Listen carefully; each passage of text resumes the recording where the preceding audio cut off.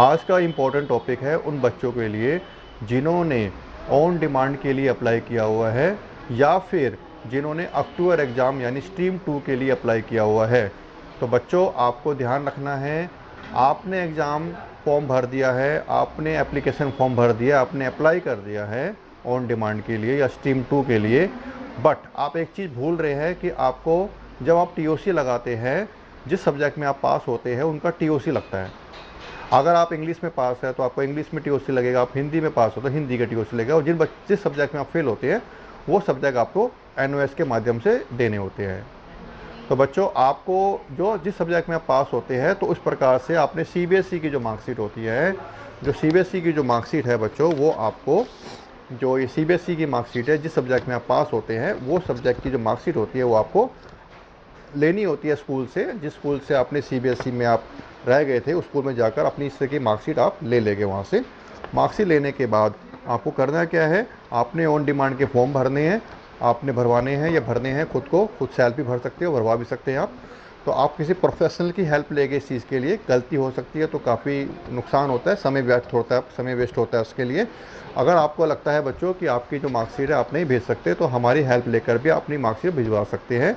दूसरा क्या है, ऑन डिमांड के अगर आपने फॉर्म अप्लाई नहीं करे अभी तक, यानी अपना साल बचाने के लिए अगर ऑन डिमांड के फॉर्म नहीं भरे हैं तो आप उसके लिए भी हमसे सहायता ले सकते हैं।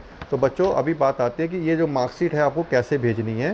तो बच्चों, मैं आपको डेमो करके बताऊंगा कहाँ पर भेजनी है, किस एड्रेस पे भेजनी है, और आपको अपना एड्रेस कहाँ लिखना है, और जो जहाँ भेजनी है उनका एड्रेस आपने कैसे लिखना है, कहाँ लिखना है।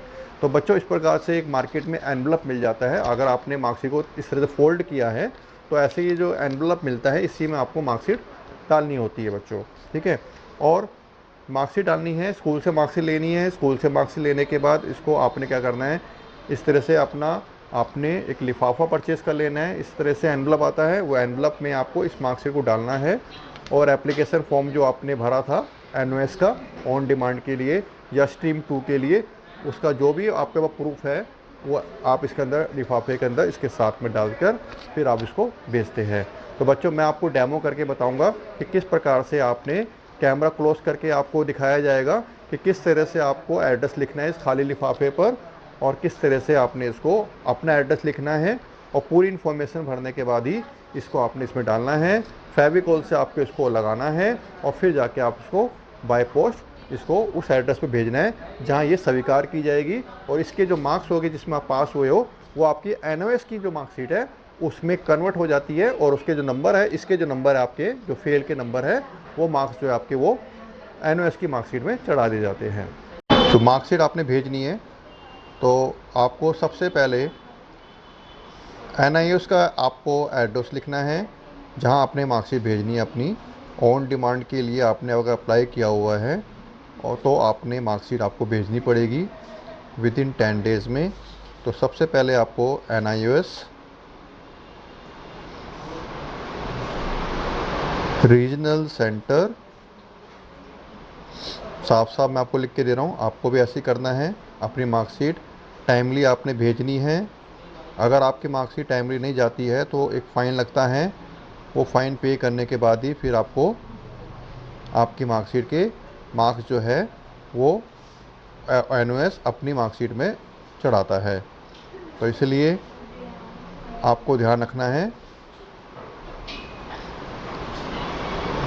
तो एड्रेस हो गया NIS regional centre A31 institutional area, sector 62,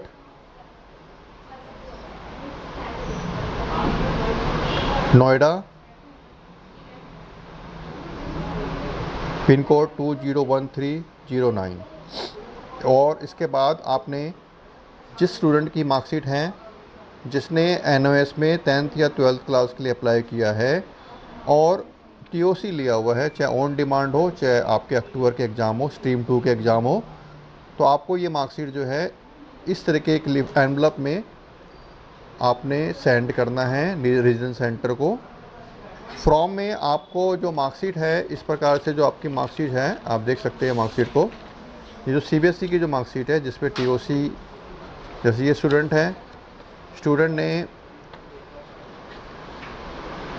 आप देख सकते हैं स्टूडेंट ने इंग्लिश में 71 मार्क्स लिए हैं, मैथ्स में 47 मार्क्स लिए हैं, फिजिकल एजुकेशन में 85 मार्क्स लिए हैं और ये बच्चा फिजिक्स और केमिस्ट्री में फ़ेल है।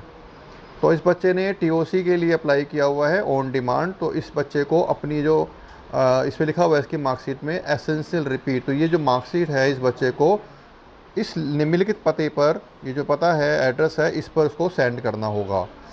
तो बच्चों आपको करना क्या है, आपको अपनी मार्कशीट को, ठीक है, अपनी मार्कशीट में जो आपका नाम है उस नाम को आप यहाँ लिखेंगे फ्रॉम में। यहाँ नाम लिखने के बाद अपना नाम लिखा आपने, यहाँ नाम आ जाएगा आपका और यहाँ नेम आ जाएगा आपका। फिर यहाँ आपका रेफरेंस नंबर जो जनरेट हुआ है, जहाँ आपने एडमिशन करवाया है उनसे आप रेफरेंस नंबर लेकर इस पर लिखेंगे और अपना एड्रेस आप यहाँ लिखेंगे और लास्ट में अपना फ़ोन नंबर ज़रूर लिखेंगे, क्योंकि किसी प्रकार की कोई प्रॉब्लम आती है तो वो आपको एनओएस डिपार्टमेंट कॉल करता है। तो यहाँ अपना फ़ोन नंबर लिखेंगे। जब ये नेम, रेफरेंस नंबर, एड्रेस और फ़ोन नंबर लिखा जाएगा उसके बाद आप यहाँ लिखेंगे टीओसी। अगर ये टीओसी आपने ऑन डिमांड लिया है तो ऑन डिमांड लिखेंगे। अगर आपने स्ट्रीम 2 यानी अक्टूबर एग्ज़ाम के लिए लिया हुआ टीओसी तो यहाँ स्ट्रीम 2 लिखेंगे और ईयर डाल देंगे 2026। तो बच्चों आपको इस प्रकार से जो मार्कशीट है इसे फ़ोल्ड कर लेना है। फ़ोल्ड करने के बाद इसको इस तरह से आपको एनवलप में डालना है। और एक बात और सावधानी करेंगे कि बच्चों जो मार्कशीट है वो मिसप्लेस ना हो। तो यहाँ पर रेफरेंस नंबर जो आपको जनरेट किया है एनओएस डिपार्टमेंट ने, वो आपने रेफरेंस नंबर यहाँ लिख देना है और इसको इस तरह से फ़ोल्ड करके आप मार्कशीट को एनवलप में डालेंगे। और साथ में जो आपको एनओएस डिपार्टमेंट ने जो एप्लीकेशन, जो आपने फॉर्म भरा तो उसका जो एप्लीकेशन था वो भी आप इसमें डालेंगे। और इसको इस तरह से स्टेपलर नहीं लगाना है आपको, यहाँ पर स्टेपलर नहीं लगा के इसको फेविक्विक से चिपका कर, फेविकॉल से चिपका कर या किसी गम से चिपका कर आप इसको अपना स्पीड पोस्ट करवा देंगे। स्पीड पोस्ट का जो कोड होता है, जो स्लिप मिलती है, जो भी आपको मिलता है उसको आप यहाँ पर उसकी फ़ोटो खींच लेंगे और उस नंबर को संभाल के रखेंगे ताकि ट्रैकिंग से पता चल जाए आपको कि जो आपकी जो मार्कशीट है वो टाइमली आपकी पहुंच गई है। तो इस प्रकार से बच्चों आपको अपना जो अपनी मार्कशीट है वो टाइमली आपको अपने रीजनल सेंटर पे यानी एनओएस हेड ऑफिस में पहुंचानी होती है। और अगर टाइम से मार्कशीट नहीं पहुंच पाती है तो आपको बेकार में कई प्रकार की असुविधा होती है। पहली असुविधा होती है कि आपको फ़ाइन पे करना पड़ सकता है और दूसरी असुविधा होगी कि आपको आपका जो रिज़ल्ट है जो 45 डेज में मिलने वाला था उसमें आपको काफ़ी बड़ा समय इंतज़ार करना पड़ सकता है, 2-2 महीने इंतज़ार करना पड़ सकता है और आपको कई बार नोएडा सेक्टर 62 के चक्कर भी लगाने पड़ते हैं। इसलिए बच्चों मार्कशीट को सही एड्रेस पर भेजना है, अपना भी एड्रेस होना चाहिए और रीजनल सेंटर का एड्रेस तो होगा ही होगा।